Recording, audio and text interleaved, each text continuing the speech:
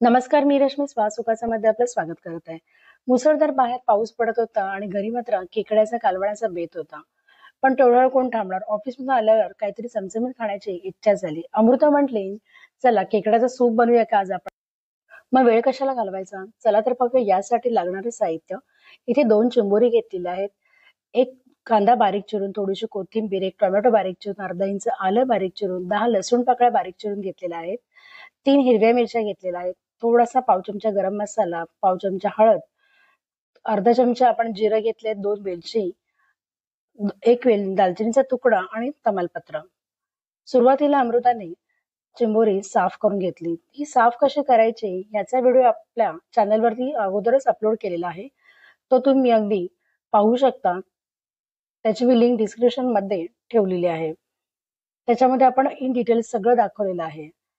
इथे चिंबोरीच्या पाठीमागच्या बाजूला आपण थोडासा मधोमध चीर देणार आहोत. सुरीच्या साह्याने तिने थोडासा इथे चीर दिलेली आहे.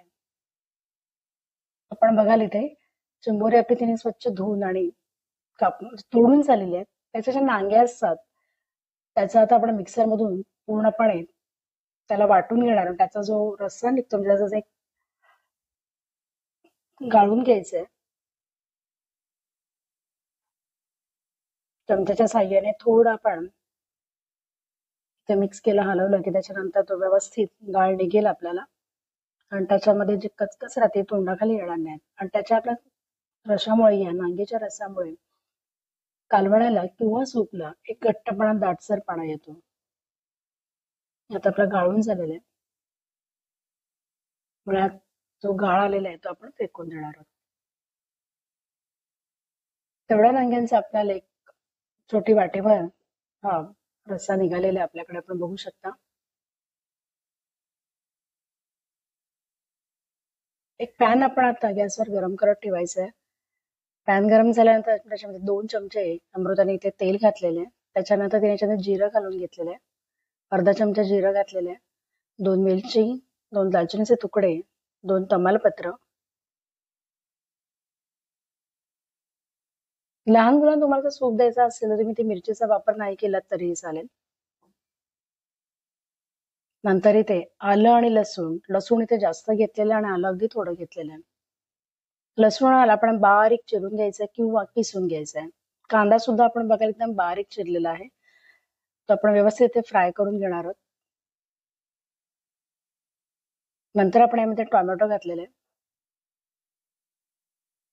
टोमॅटो सुद्धा नंतर आपण व्यवस्थित फ्राय करून घेणार आहोत. कांदा आणि टोमॅटो व्यवस्थित शिजवून द्यायचे.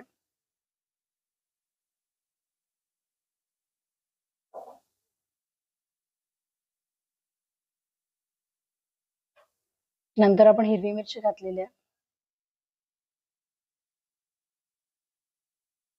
मग आपली हळद घालून घेतलेली आहे आपण.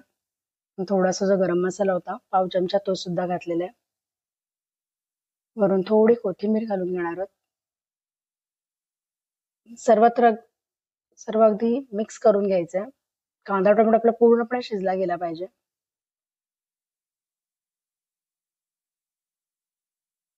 नंतर आपण याच्यामध्ये एक साधारण मोठी वाटी पाणी घालून घेणार आहोत.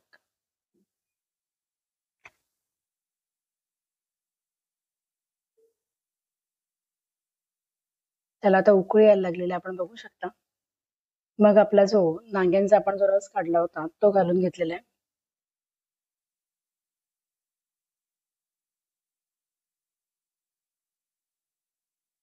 सगळं आपण व्यवस्थित मिक्स करून घेणार आहोत.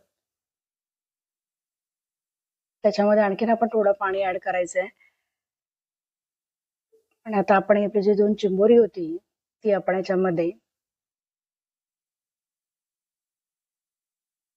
सोडणार आहोत. आपण बघाल इथे चिंबोरीने घातलेले आहेत. आता चिंबोरीचे जे डुके असतात, जे मोठे अंगे असतात ते तुम्ही आंगडे म्हणतात त्याला, ते सुद्धा काढून घेतलात तरी चालेल किंवा अख्खी त्याच्यामध्ये घातलात तरी चालेल. आणि मीठ घालून घेतलेलं आहे त्याने आता. आणि व्यवस्थित याला उकळून घ्यायचं. एक साधारण 15 ते 20 मिनिटं आपण व्यवस्थित उकळून घेणार आहे, जेणेकरून आपलं आतले जी चिंबोरी आहेत ते बघाल आपण एक चिंबोरीचा रंग सुद्धा बदललेला आहे. बघाल आपण इथे. आणि दुसऱ्या चिंबोरी सुद्धा अजून सुरुवात झाली रंग बदलायला.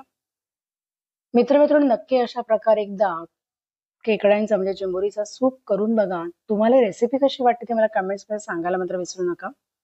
चॅनलवरती नवीन असाल तर चॅनलला सबस्क्राईब करा आणि बेल आयकॉनवरती सुद्धा टिक करा, जेणेकरून नेक्स्ट व्हिडिओचं नोटिफिकेशन तुम्हाला मिळेल आणि अशा नवीन नवीन नॉनव्हेजच्या रेसिपीज तुम्हाला बघायला मिळतील. मस्त असं चिंबोरी आपली शिजायला लागलेली आहेत. आता आपलं चिंबोरीचं सूप तयार झालेलं आहे. ते एका गाळणीमध्ये आपण ते गाळून घेऊया.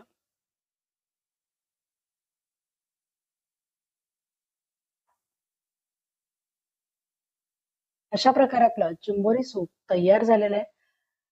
मस्त, खूप मस्त. बाहेर असा पाऊस पडत आहे आणि त्याच्यामध्ये चिंबोरीचं सूप मस्त असा घमघमाट सुगंध सुद्धा सुटत आहे. तुम्ही सुद्धा नक्की ट्राय करा. धन्यवाद हा व्हिडिओ बघितल्याबद्दल.